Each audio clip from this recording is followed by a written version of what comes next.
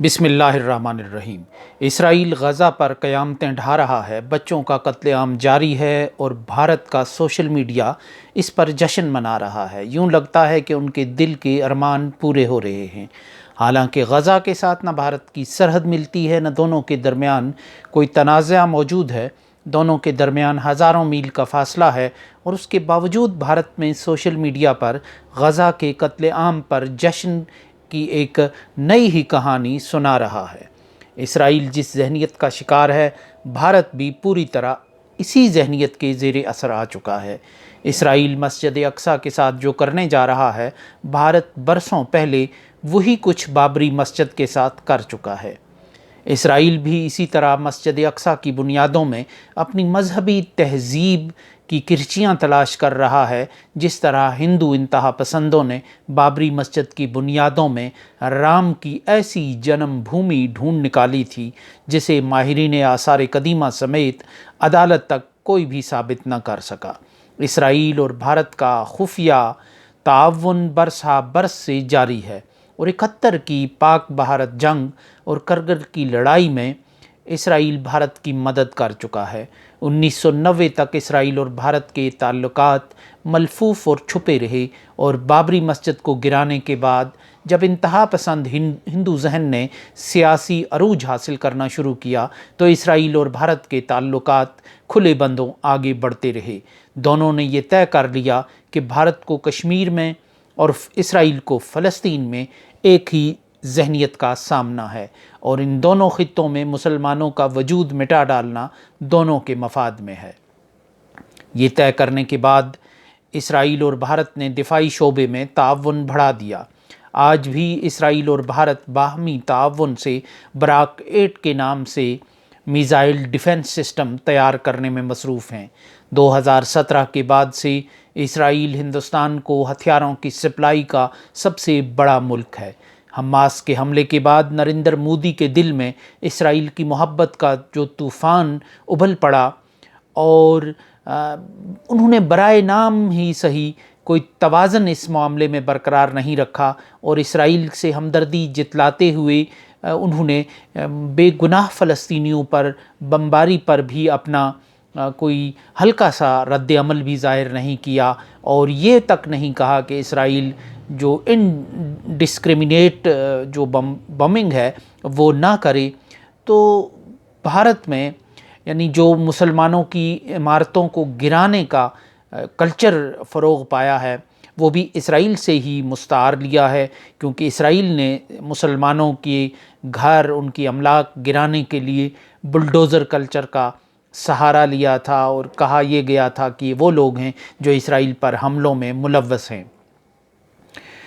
اور اب جو یہ صورتحال ہے دونوں کے درمیان تعلق کی، یعنی اسرائیلی انٹیلیجنس نے بھارت کے خفیہ اداروں کے ساتھ کشمیر میں مزاحمت کو کچلنے کے لیے تعاون بڑھا دیا ہے اور یہ تعاون تو ہمیشہ سے موجود رہا ہے لیکن اس میں اضافہ کر دیا گیا ہے اور بھارت نے اسرائیل سے جاسوسی اور حفاظت اور چوکسی کا وہی دفاعی نظام خریدا ہے جو اسرائیل نے گولان کی پہاڑیوں اور دوسری سرحدوں کے لیے خصوصی طور پر تیار کیا تھا۔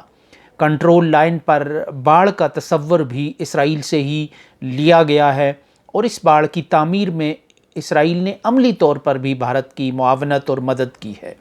ایک تو یہ کہ را مٹیریل فراہم کیا، پھر ایکوپمنٹس دیے اور پھر جو وہاں سرویلنس کا سسٹم تھا وہ بھی اسرائیل کا تھا۔ 1990 میں سری نگر کی جھیل ڈل میں ایک ہاؤس بوٹ پر حریت پسندوں نے اچانک حملہ کیا تھا جس میں اسرائیلی کمانڈوز سیاحوں کے روپ میں موجود تھے۔ ان سیاح نما کمانڈوز نے حریت پسندوں کا جس طرح مقابلہ کیا تھا، جس مہارت سے کیا تھا، اس سے اندازہ ہو رہا تھا کہ وہ بہترین فوجی تربیت کے حامل لوگ تھے۔ اس طرح کشمیر میں اسرائیل اور بھارت کا تعاون 3.5 اشرے سے جاری ہے۔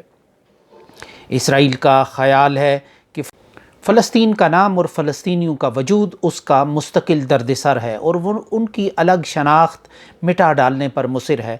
गज़ा और मगरबी किनारे को अब फ़लस्तीनी शनाख्त की आखिरी अलामतें समझा जाता है।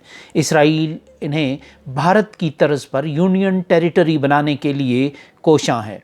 भारत जम्मू व कश्मीर और लद्दाख को यूनियन टेरिटरी बना चुका है और अब वो आज़ाद कश्मीर के गिर्द सुर्ख दायरा खींच चुका है। आज़ाद कश्मीर का अलग वजूद और नाम भारत के लिए एक एलर्जी का बायस है और वो उसे अपना मुस्तकिल दर्द सर बनाए हुए है, क्योंकि आज़ाद कश्मीर का वजूद मसले कश्मीर की आखिरी मजबूत अलामत है। भारती हुक्मरान मुसलसल आज़ाद कश्मीर पर हमला करके कब्ज़ा करने के ऐलानात कर रहे हैं। फ़लस्तीनियों के कौमी और अलग वजूद की अलामत गज़ा का चराग बुझ गया तो आज़ाद कश्मीर की भी खैर नहीं। भारत इसराइल के इस तजर्बे से न सिर्फ फ़ायदा उठाएगा बल्कि अमली ताउन भी हासिल करेगा। अमेरिका और मगरबी ममालिक इसराइल के नाते भारत के करीबी रिश्तेदार बन चुके हैं, इसलिए उनसे किसी एहतजाज या मज़ाहमत की तवक्को बेसूद है। ऐसे में पाकिस्तान और कश्मीरी अवाम को गज़ा के मज़लूम लोगों के तहफ़्फ़ुज़ के लिए आवाज़ बुलंद करनी चाहिए, क्योंकि वो सिर्फ़ अपनी ही नहीं उनकी भी लड़ाई लड़ रहे हैं। ये बात नविश्ता-ए दीवार है कि गज़ा में इसराइल की शिकस्त भारत की शिकस्त है और गज़ा में इसराइल की कामयाबी भारत के आज़ाद कश्मीर के जारहाना अज़ाइम को मज़ीद खूंखार और पुख्ता बनाने का बायस बनेगी। भारतीय क्रिकेट टीम के हाथों पाकिस्तानी टीम की शिकस्त पर इसराइलियों ने ट्विटर पर भरपूर जश्न मनाया है। इसराइल नामी एक ट्विटर आईडी ने हम भारतीय दोस्तों की तरफ से इसराइल के साथ यकजहती मनाने पर ममनून हैं। हम खुश हैं कि पाकिस्तान और भारत के क्रिकेट मैच में भारत फातिह ठहरा और पाकिस्तान हमास के दहशतगर्दों के साथ मिलकर जश्न मनाने के काबिल न रहा।